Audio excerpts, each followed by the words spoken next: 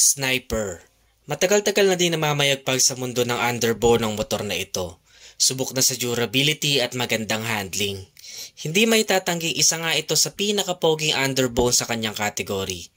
Pumukaw sa atensyon ko ang asul na color variant na ito, kaya naman naisipan kong bigyan ng specs walkthrough. Halina't bigyang silip natin ngayong araw ang Yamaha Sniper 150. This is Ted Adriano and let's jump right to it.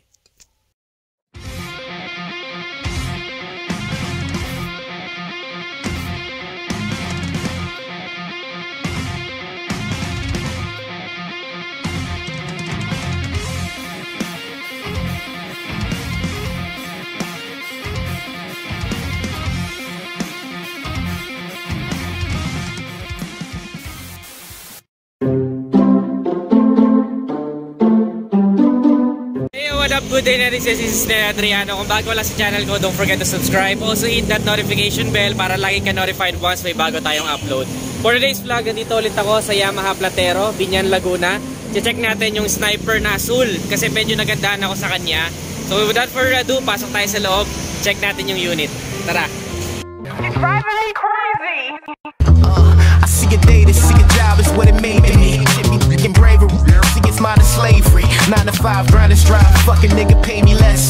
It pay my bills at minimal, but see it pay me stress. Doing this, doing that, and turn around and scold you true. How I did it wrong when I just did it like you told me to. Fuck you, eat a dick. That's what I be really thinking. Yes sir, no sir, that's what I be really speaking. Cause even though this job pissed me off, obviously what make a nigga piss more is living poverty. Obviously I gotta work, suck it up and give a smirk, smile and even though it hurt and see my boss a fucking jerk. They call it a paycheck, it's really disrespect. That shit's so low I can't afford to call collect. And that's better than Mike Jack with the White Sox. I'm steady slaving for days, just give me one shot. Slaving all day, slaving all night. We work long days and we work long nights. Slaving all day, slaving all night. We work long days and we work long nights. Slaving all day, slaving all night. We work long days and we work long nights. Slaving all day, slaving all night. We work long days and we work long nights. I see them laughing as they pass and then harass me colder. Dito na ako sa loob at nakita ko na tong Sniper na blue. So medyo matagal na din ang Sniper sa market natin and marami na siya napatunayan pagdating sa durability and also sa performance. So naisipan ko na i-feature to ngayon sa vlog ko para nagtatuwala ako sa kulay na itong Sniper na to. Nagustuhan ko kasi yung mga glossy. Mas malakas na dating sa akin ng glossy finish. So bigyan natin ng walkthrough yung specs and features ng motor na to. So ilipat ko na sa kabila yung camera para makita nyo ng mas maganda tong motor. So yan, Erises, nakikita nyo sobrang ganda ng kulay ng glossy talaga. Ang nagustuhan ko sa kanya is yung mga gantong mga detalye. Nagpapa-premium sa kanya talaga. Ayan o, yung mga linyang ganyan. Sobrang simple lang pero nagmumukhang mas premium yung motor kapag ganyan yung mga disenyo. Gusto ko rin yung parang pinaka-design niya. Parang made for napakabilis siya na aerodynamics eh. Yung mga lines niya ganyan o, tulis. Tapos pag nasikatan ng araw, nagkakaroon siya ng ibang parang dimensions and shapes. Ayan o, ganda. Yung nagustuhan ko sa Sniper talaga kakaiba. Parang kung papogian lang, isa talaga to sa pinaka-pogi sa 150cc ng underbone. So ayan, dito rin o, meron siyang mga ganyan. Ayan o, may butas yan eh. Ayan o, for aerodynamics talaga. Tapos dito din, ito nagustuhan ko din to. Sa Aerox kasi diba dito yung fuel tank, pero sa kanya hindi naman yan fuel tank, pero ang ganda pa rin ng itsura. Ayan o, para nagkaroon siya ng design dyan. Di pa siya keyless, so may susi pa siya. Para i-open yung seat, dito lang, pakaliwa. Ayan, tapos open na tong seat. Bago natin i-open, tignan nyo, premium din siya. Ang ganda ng kanyang details. Dito sa bandang driver side, parang medyo mas magaspang siya, para mas makapit pagka kahit anong suot mo na shorts o kaya pantalon, pants, mas makapit siya. Ayan o, may mga bilog-bilog. Tapos dito naman sa bandang angkas, yan, medyo mas makinis naman siya. So, parang dudulas talaga yung angkas mo payakap sa'yo eh. Kasi yan, pag binuksan natin yung seat storage, wala halos makikita. Pero meron siyang mga compartment dito for simple tools, papel. Pwede mo pa rin dyan ilagay. Tapos chassis number dyan. Ayan. Tapos, ito yung pinaka fuel tank niya. Ang fuel tank capacity niya is 4.2 liters. So, ganun kadaming gas na may lalagay mo sa kanya. Ang kanyang engine oil naman is 1 1.15 liters. Liquid cooled, 4-stroke, single overhead cam, 4 valves, single cylinder, 150cc. So ang bore and stroke na isang to is 57 by 58.7 mm. Na meron siyang compression ratio na 10.4:1. Ang maximum horsepower is 11.3 kilowatts at 8,500 RPM, habang ang maximum torque naman is 13.8 Nm at 7,000 RPM. So yun yung power na hatid ni Yamaha Sniper 150.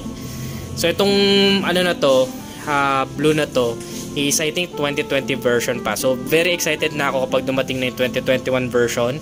Tingnan natin kung ano yung ma-upgrade pa. Kasi for the last version, ang na-upgrade dito is itong tires. Meron na siyang bigger tires.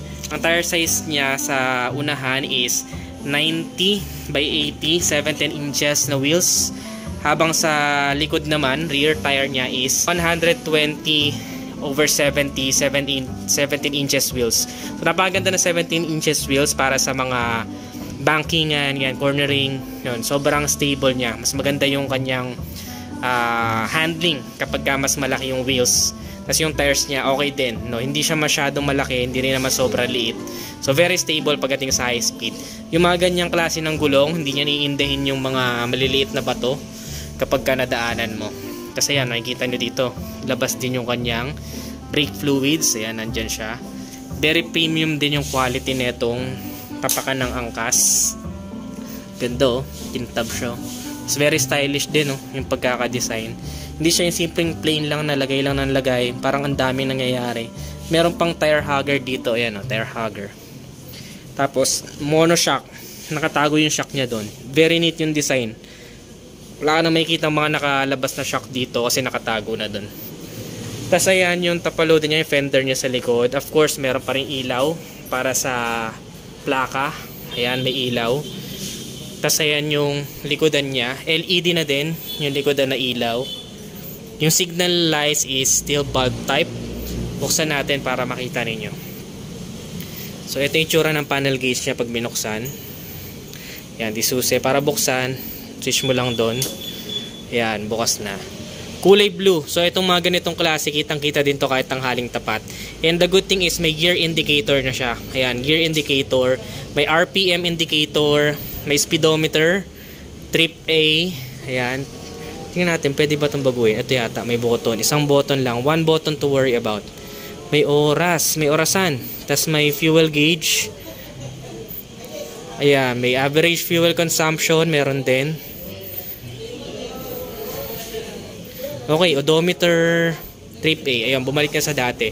Tapos dito yung turn signals niya, nandyan. Turn signals, neutral, nandyan din. Temperature check, engine check, tapos high beam. High beam, low beam. Tapos ito dito yung high beam, low beam niya, may passing light pa. Ayun, maganda dyan, may passing light. Tapos ito, busina niya. Ayun, ganun kalakas ang busina niya. Tapos dito naman may hazard siya. Ayan no, pwede mong i-off. Tapos ang kill switch niya nandito, wala sa side stand. Nandito ang kill switch. Tapos push start nandyan. So wala pa tong gas, syempre hindi mo natin i-start. Ang ganda rin ng mga handle grips nyo. Very premium din yung itsura for me. Pati yung kanyang signature na dahon type side mirror, ayan. Napakaganda no. Sa akin ayoko nang pinapalitan yan. Mas maganda yung stock. Tapos sa unahan naman, triple LED na yung headlight niya. Ayan. Tatlo yan, no? Triple LED headlight. Tapos dito, LED na rin yung eye line niya. Yung parking light, kung tawagin. Yan, LED na rin yan. Andun yung radiator niya. Tapos wala siyang pinaka-cover dito. Ayun na yung pinaka-bangka niya. Ganda rin ng fender. Ayan, no? Yung fender niya, nagagandahan din ako kasi malleable or flexible siya. Ibig sabihin, kapag ka nabangga ka, hindi to basta-basta mababasag. So, nag-absorb siya ng impact. Matutupi lang yan, pero babalik yan sa dating form. Unlike kung cheap quality plastic, nababasag yun kapag pag na-aksidente ka, nabangga ka sa ibang kotse, or di natin masasabi, di ba? So, yan. Tapos, ang brake niya sa unahan is single disc hydraulic, single disc. Ayan, napakaganda. Big disc brake na rin. So, maganda yung kanyang front brakes for me. Tapos, yung mugs niya, yung ganda rin ng kulay. Blue din. So, ang ganda ng paint job ng isang to. So, I think tubeless na to. Tubeless na nga. Ayan. Tubeless tires na siya, so iwas sakit sa ulo pag napako ka kahit maiwan dyan. Hindi ka basta-basta mangangamba. Malayo-layo pa mararating mo. Ang unahan is telescopic fork. Ayan, suspension niya sa unahan. Telescopic fork. Ayan, tapos yun yung busina niya. Nakikita ninyo. Ayan. Sa likod na naman is swing arm. Ayun nga, swing arm siya. Naka-swing arm. So yun yung kanya tambucho. Very stylish din. Tahimik of course yung stock na exhaust. Pero ayoko nang palitan yan kasi mas maganda yung parang performance kapag naka-stock na exhaust tayo. Ang maganda dyan is meron siyang kickstart. So ibig sabihin, once na mapunta ka sa mga situation kung saan naubusan ka ng baterya, is magkakaroon ka pa rin ng peace of mind na mai-start mo pa rin yung motor. Hindi ka tulak na parang kotse. Iba kasi walang kickstart. So once maubusan ka ng baterya tapos nasa alanganin lugar ka, tulak ka na parang kotse. Ito is mapapastart mo pa siya dahil may backup na kickstart. So yan yung rear brake niya. Sniper is disc brake din sa likod. Ayan, oh. Naka disc brake din. So okay na okay yung kanyang braking system. Hindi pa nga lang siya ABS, no, pero para sa akin okay na rin siya kasi naka disc brake na yung likod. Of course, meron siyang chain cover. Ayan, chain cover niya. Ganda rin ang design.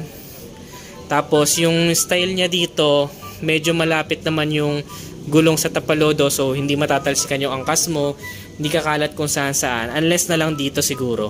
Pero may built-in naman siyang tire hugger, so I think very neat pa rin yung design niya for me. Ayan. Kasi ayan, may center stand siya, saka side stand. Ayan. Tapos dito naman yung gear niya. Ayan, gear. I think this is 5 speed. 5 speed to. Isang to. Kasi mayroon lang siya ditong sniper, ayan o, Diasil, tapos 150 Yamaha, tapos Yamaha logo.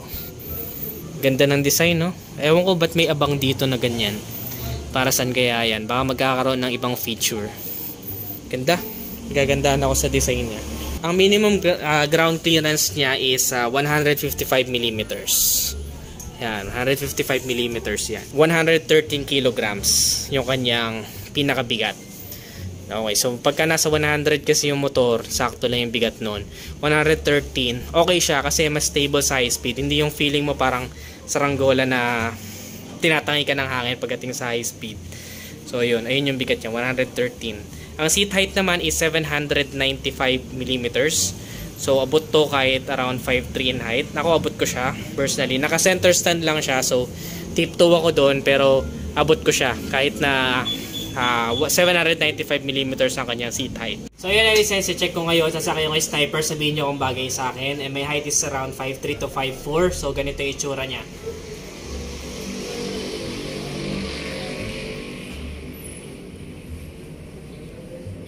Ayan.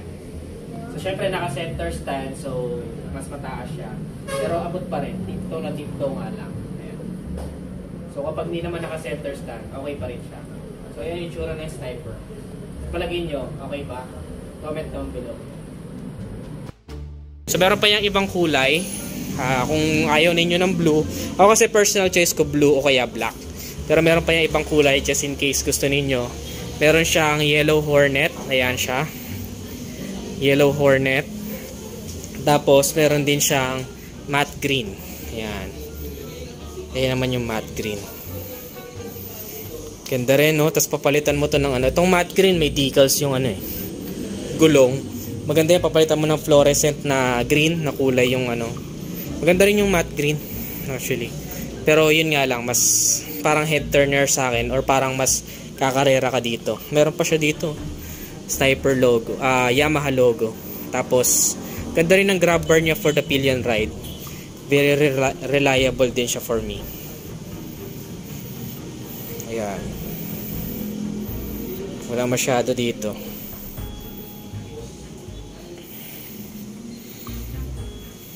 Ayan. Kaya siya kaganda. Very head turner. Parang walang kupas talaga yung sniper. Pag sinabi mong sniper, parang di naluluma. So yan. Nakakaakit. Sir JM, sasabihin niya sa atin yung price ng sniper, yung SRP, and in case gusto nyo ng installment, magkano ba to Sir JM? So yung SRP niya is 100 to 900 for cash natin. And then kung mag-avail naman tayo ng installment, for employees, ang kailangan po natin is 1 month payslip, yung updated, 2 valid IDs, and 2 by capture. So sa self-employed naman po is ang kailangan natin is barangay permit or business permit yung updated, 2 valid IDs and 2x2 pictures. Okay. Kung mag-avail naman tayo, ang magiging monthly natin dyan is 4,344 less 200 na po siya. And minimum down payment natin is 18,000 plus 3,110 LTO registration, notary and doc stamp, insurance mo, insurance ng motor, and may inclusion pong helmet. Oh, okay. So may helmet siya na free. Okay. So, ayun sa mga gusto ng sniper, ayun yun. Salamat Sir JM. Ayun yung pinaka-price na pwede nyo asahan. So, yun yung license. Ito na nga yung sniper. Nagustuhan ko siya personally. So, what do you think? Bagay kaya saan tong sniper? Papakita ko sa inyo. Sasakay ako mamaya. Tapos, nagustuhan ko yung color blue. And yun nga, sabi ko nga, napaka-pogi talaga ng sniper. And meron na akong full review nito with test drive. Kung gusto niyo mapanood, lalagay ko na lang dyan sa taas. Maraming salamat sa panonood. Comment your thoughts. Maganda ba yung sniper for you? Sulit ba siya? Aantayin nyo ba kung sakaling magkakaroon ng 2021 version? Comment your thoughts below. Gusto kong marinig lahat yan para matulungan natin ang isa't isa. Again, this is Ned Adriano. Always keep it cool and ride safe always. Bye-bye now.